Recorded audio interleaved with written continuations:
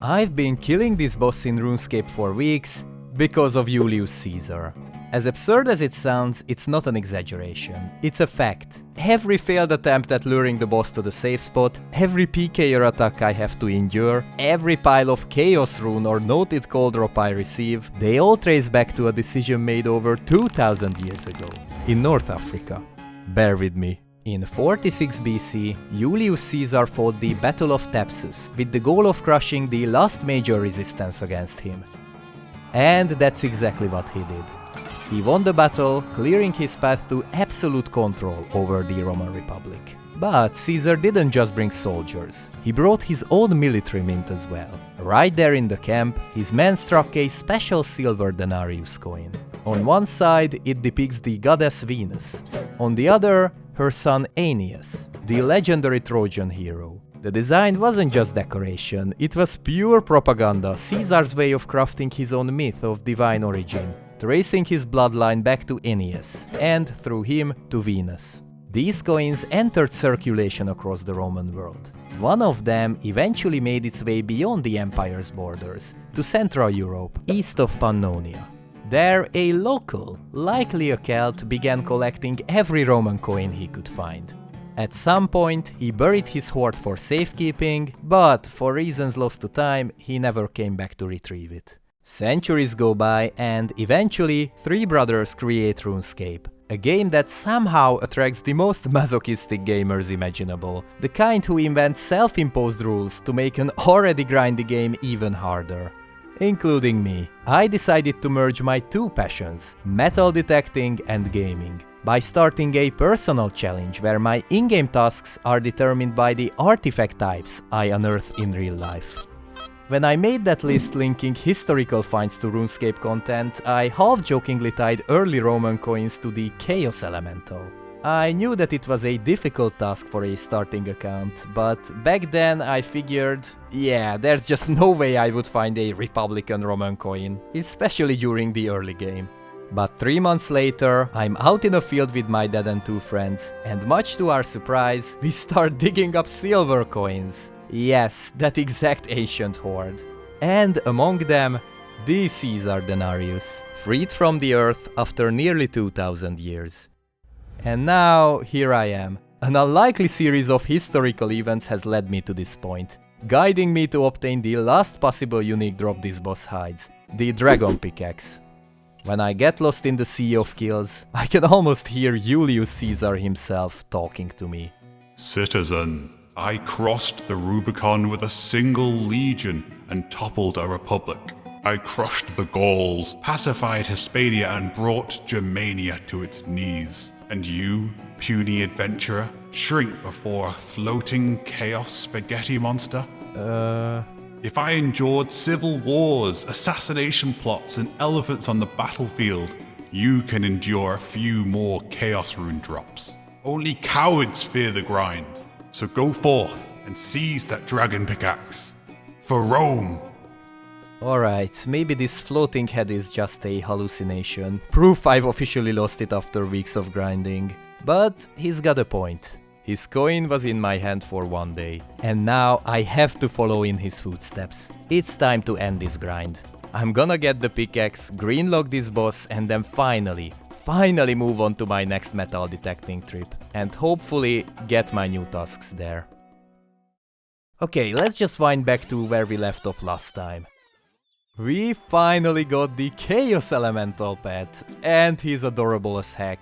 Only the pickaxe is left. So let's keep going and see if our luck has turned for good. First kill since the pet drop, let's see. Okay. A dragon two-handed sword right after the pet. Love back-to-back drops, this'll make a good alch. No way! Back-to-back drop? First the pet, then the 2H, now this plate legs? That's crazy, okay, I take it.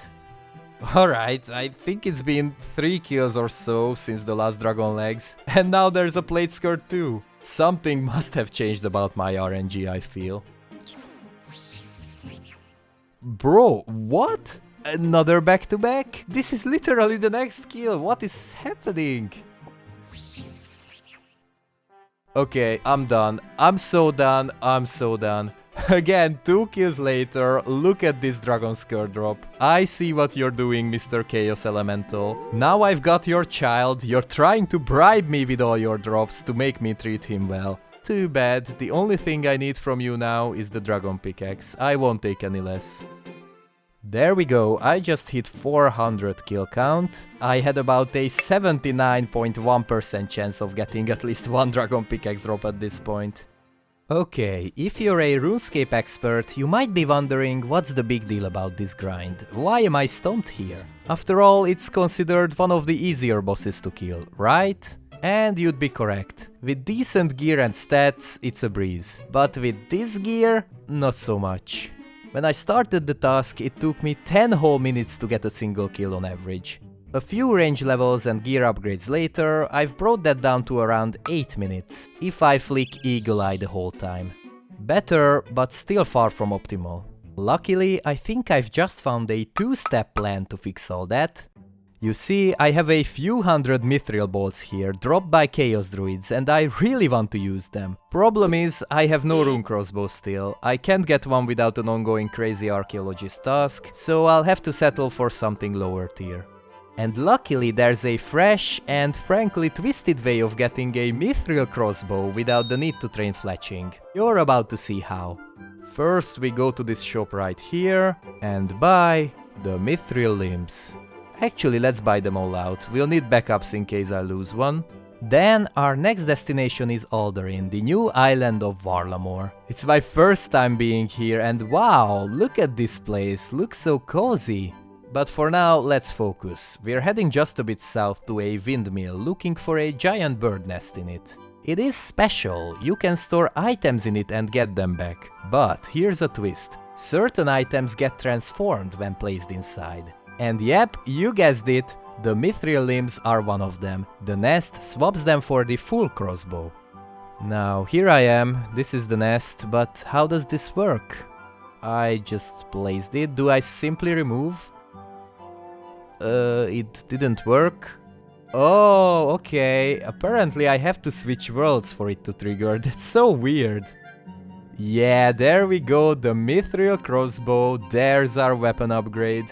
Honestly, it's these weird little methods of progression are why I truly love the Snowflake Iron Man as a concept. Also, huge shout out to that one unknown legend who had put his dragon claws in this nest to get an egg in return. His sacrifice for science won't be forgotten. But remember, I said this was a 2-step plan. There's still a problem. I've only got about 500 Mithril bolts. If I just start firing them away, they'll be gone in like 7 kills or so. Preserving ammo is key. And as many of you probably know, the best tool for that in the game is the Ava's Accumulator. Up until now, this item was locked for me. See, it's one of the unlockable perks inside the amazing virtual bazaar. If you're new here, quick recap. I've created a custom system where in-game perks and items are locked behind this fictional shop. I can only unlock them by using rarity and quality tokens, rewards I earned from finding scarce and well-preserved real-life archaeological finds. And recently, things changed. Getting the Chaos Elemental pet and completing that detecting task tied to the other Roman coin was a game changer. It pushed me just over the threshold to afford it. Look, it costs 5 quality tokens. And that's exactly what I have, so let's buy it. Metal detector, more like a tractor. The perk has been purchased. We can do the animal magnetism quest in the game. But for that quest I do need a Mithril axe, and luckily these guys drop them fairly commonly. Yup, there it is. The axe is ours. And 18 Slayer, another requirement for the quest done. If there's one skill I've neglected on this account, it's Slayer. But I do have a feeling that it might become quite relevant in the future. Let's start the quest. Oh man, there he comes, the legend. This cutscene, man, it never gets old. Boom, quest complete, we can finally buy the closest equivalent this game has to a metal detector. Whatever happens, I'm never turning off the backpack's metal attracting effect on this account. It fits the theme way too perfectly. Okay, with this new gear, our average time to kill the boss has supposedly gone down from 8 minutes to 6 minutes 40 seconds. Let's see if that's actually the case.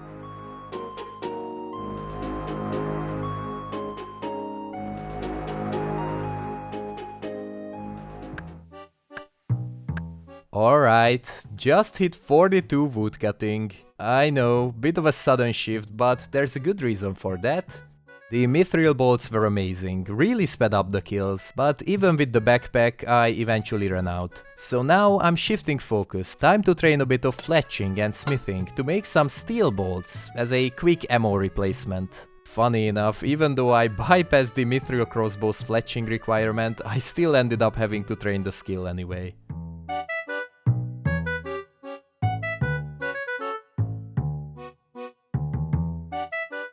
And done. 46 fletching, the first goal is reached. Oh, here it comes. 32 smithing just from smelting these bars. I mean, come on, he's a metal detecting logged account, he just has to be good at metal working, right? Now, quick dwarven beer boost, and we can finally smith some unfinished steel bolts. Nice, there we go. Stat-wise, they are only a small upgrade over the Dorgashun crossbow and the bomb bolts, but honestly, I'm just so sick of that weapon, I really don't want to use that anymore.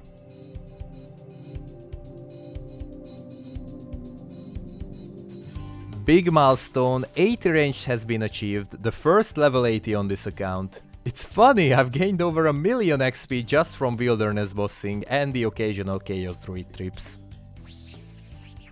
500 kills, half a thousand, and still no dragon pickaxe. But hey, this rune dart drop is actually way more useful than I first thought. Turns out, using them as my main weapon cuts down kill times massively, from 640 to just 5 minutes. That's an insane improvement. Look how fast it is, I'm shredding the cloud ball now. Plus, I still have like 1600 more sitting in the bank from earlier drops, so yeah, I think I'll stick with these for a while.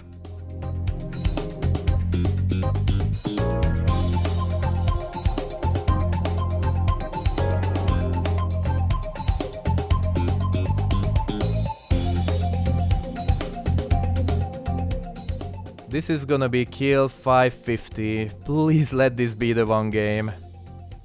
No, still no pickaxe, 88% chance for one by now. Come on game, I just wanna go metal detect. Kill 600 is approaching, this ain't gonna be it either, right? Yeah, didn't think so. Alright, this is skill 650. For some rainers, alright. One day man, one day.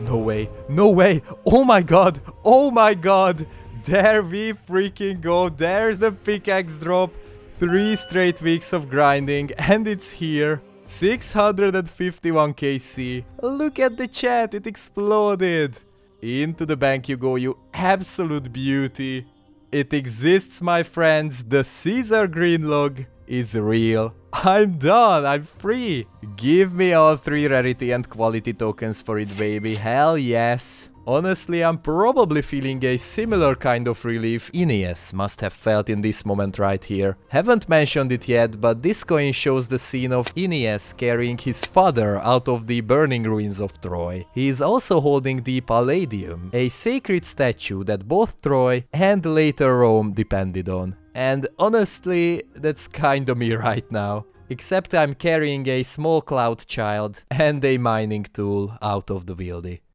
Here's all the loot we've got from the grind, bunch of great alcohols and useful resources. I'm really satisfied. Okay, let me turn some of them into gold.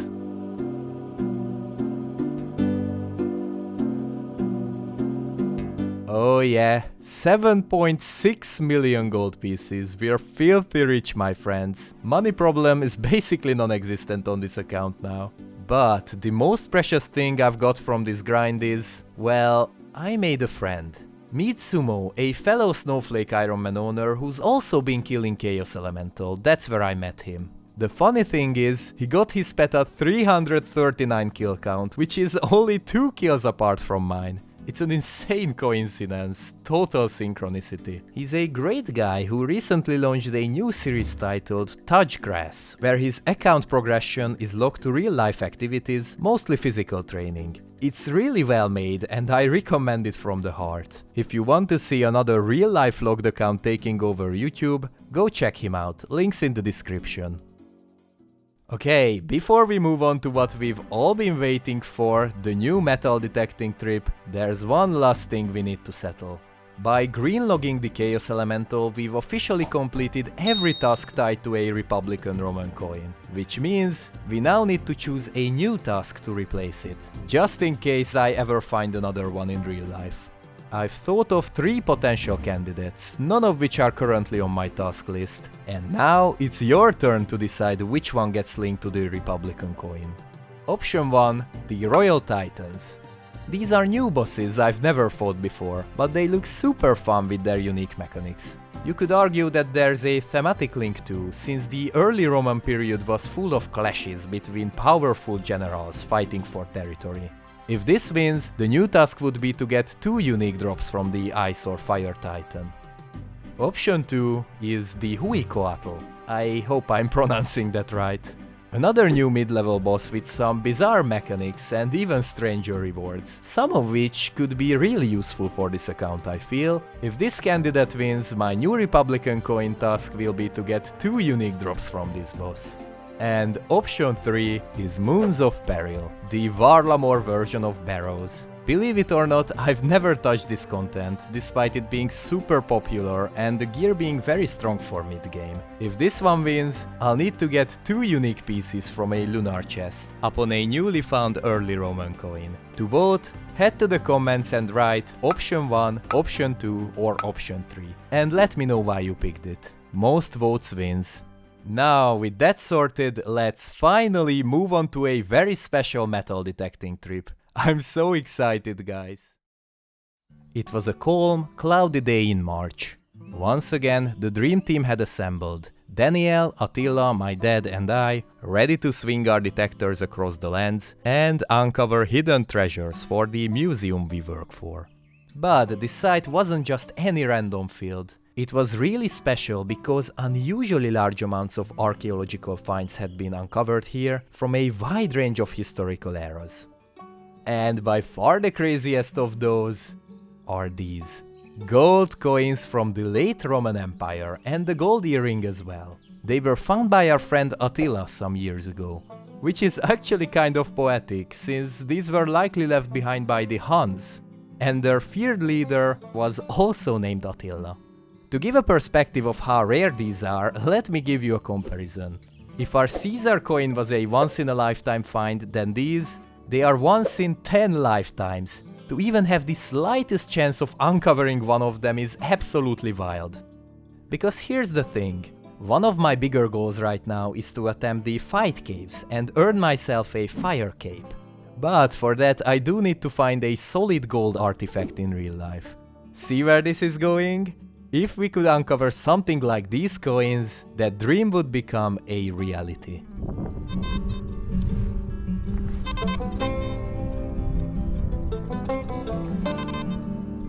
No matter how promising a field is, you can never fully escape modern junk. They are a staple of every single metal detecting trip. However, it didn't take long for me to find my first task-worthy find. If you saw the last episode, you probably already know what it is. An old, rusty horseshoe. Just like before, this one points me towards unlocking a new creature creation unique in Runescape. A bit later, I also found 2 relatively modern Hungarian coins, both minted within the last 50 years, during the Hungarian People's Republic. They are so common, I've decided to just call them clue junk from now on, since they compel me to complete 2 beginner clues each. Then, I had my first actual archaeological finds. 2 bronze Roman coins. Okay, I know, you're probably wondering how the hell do I know what these are? Well, I've seen a lot of these before, which is enough for me to ID them. Their thickness and uneven shape are classic indicators of late Roman coppers and bronzes, even when their surfaces are totally blank. These coins give me two options: either work towards collecting Shazian armor pieces, or complete a set of easy or medium clue scrolls. Not long after that, my dad called me over. He had something to show me. There are some special objects here. Look at those finds, man. Wow. That belt buckle. Oh, the detector has fallen off. Belt buckle is beautiful. And there's a Roman coin as well. Oh, and it has a unique pattern on it. Nice. I like that. And this is a weight, right? Weight, yes. Okay, it's a weight. No problem. It was not very special. So, that's pretty nice. Good haul. Congratulations. Thank you very much. Let's break down my dad's batch. First up, the most archaeologically interesting piece is this belt buckle. At the time, I wasn't quite sure which period it came from or how rare it was, but I did know one thing. It means 2 new easy clue scroll uniques for me. Next, he also found a Roman coin with a hole punched through it. You already know what it means, either another Shazian armor piece or more clue scrolls to do, my choice. Then there was this chunk of lead, which was most likely used as a weight. And that's a new task I haven't had before: get a unique item from the Brimhaven Agility course. And not long after, I actually found a second weight of the same kind, doubling down on the same task. So yeah, overall plenty of really quick tasks for me to do, a nice change of pace from wieldy bossing. Let's kick things off with the creature creation task, thanks to our old friend, the Half Horseshoe. I'm bringing my little cloudy friend there. I love this guy, he needs to tag along and learn a thing or two about the world. Okay, I'm creating unique cows again, specifically hunting for the tea flask, the last unique I need from them. Let's see, I'm expecting the drop within the next few minutes.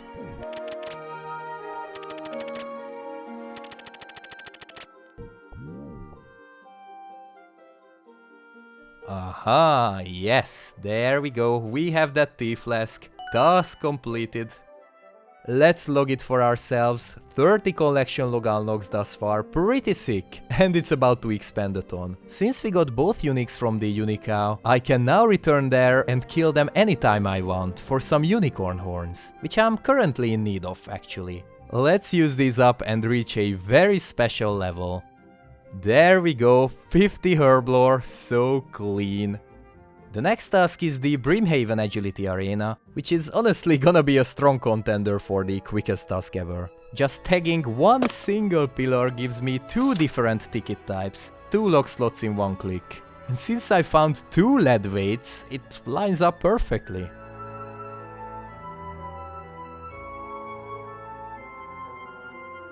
Holy moly, that was the most excruciating grind of my life. Yeah, I know, it was such a joke of a task, but that could change fast. If we ever find a third weight in real life, it will be quite a grind, since the only collection log item I can get currently is the Pirate's Hook, costing 800 vouchers, which translates to more than 13 hours of straight agility training.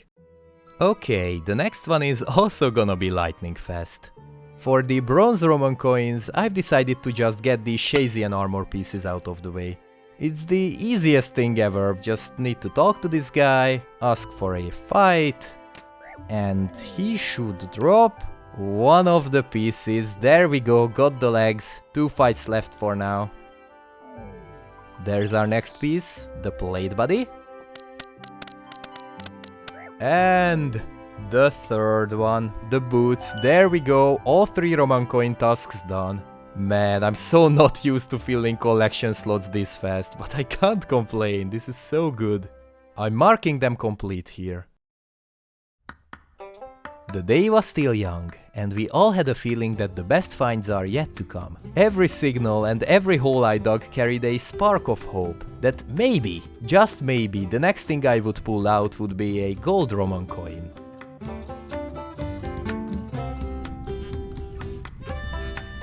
Soon enough, my efforts paid off. I found this uncommon medieval bronze ring. Even though it was worn, unearthing a historical find like this always fills me up with great joy. There's likely some kind of inscription or decoration on its head, which should become visible once it gets restored. And of course, this ring comes with a new task.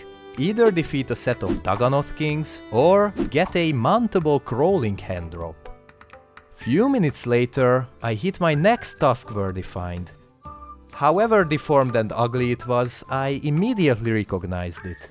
A tobacco pipe lid, probably from the 19th century. If you've seen the previous episodes, you already know this lets me complete a hard clue scroll in the game. Which is great news. I really need to complete those for some potential gear upgrades. Meanwhile, Daniel and Attila weren't just standing around either. Together, they stumbled onto something special. A spot full of broken pieces from a large medieval bell.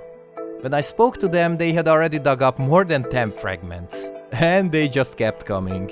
If I joined them, it was almost guaranteed I would find one too. But that's where I hit a dilemma.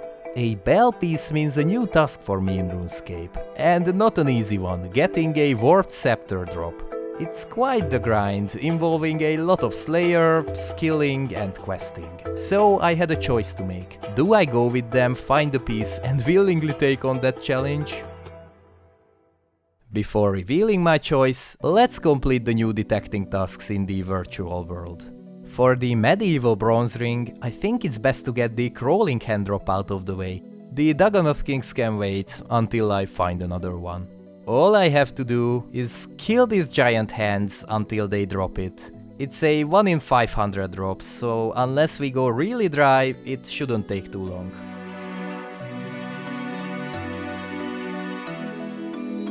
And there's a clean 70 hit points level up. And 75 combat as well, okay, nice. This right here is gonna be the 500th kill without the drop. Yet again, we're going above the drop rate, but I don't mind, it's been pretty chill with some podcasts running in the background.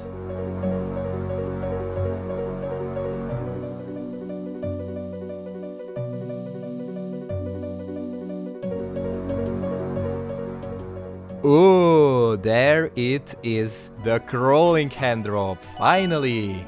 784 KC. We got a bit dry, but not too dry, so it's all fine. Into the bank you go, let's mark it off in our little log. Also, since this ring type qualifies as an uncommon find, that means we got a new rarity token to spend in the bazaar. Lovely! Time to move on to the clue tasks. Okay, this task is completed already. I have my 4 beginner caskets with me for those 2 modern day coins. Maybe we get a unique today? Nope, we do not. Same old story, the trash coins lead to trash rewards. Now for this bronze buckle we do need 2 new easy clue scroll uniques. I did a bit of research and it turns out this buckle is also medieval, from the 12th century. I was hoping it might be rare, but turns out it's actually a pretty standard common variant. And it's broken too. Here's what a complete version of it would look like. Alright, there's an old saying that when a buckle calls, you can't say no to some treasure hunting. Okay, I just made that one up, but still, let's do some easies and get those uniques. First one, nothing. Another empty one. Purple sweets, I already had those. Ooh, okay, that's good actually, that's really good. A unique, and one of the better ones too. Saradomin bottoms, awesome for prayer bonus. That's what I like to see. One more to go. Again, nothing. Bleh. Okay, whatever. Oh, yes, there we go. Task completed, baby. 2 vestment pieces from 1 clue scroll task. That's really lucky. I'll take that. I already have 3 vestment pieces I can use. Look at that prayer bonus, man. These are about as useful as easy clue uniques get. Let's mark it off within the finds log. There's just one final clue task left. The one hard clue from that ugly looking pipe lid. I'm actually happy to do this one, since I'm still missing a black d'hide body, which would be a massive upgrade. Yet again I'll be killing hellhounds, but this time with a magic setup. Now I get to use the split bar gear I earned last episode, and the Chaos Rune stacks as well. As you can see, I already had a heart clue from earlier, but I wanna get a new one to juggle, just to be safe, in case of an incompletable step.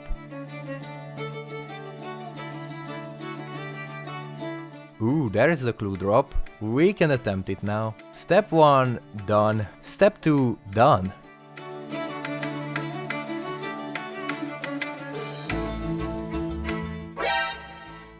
Not today, PKers. Not today. This will be the 6th and final step, a guaranteed casket. Boom, baby, there we go. I'm really hoping for that Black D'hide body. Please, game, please! Wrong piece, game, wrong piece. I already have that. I mean, at least now I can stop worrying about losing one. But yeah, not what I hoped for. But hey, we can cross out yet another detecting task.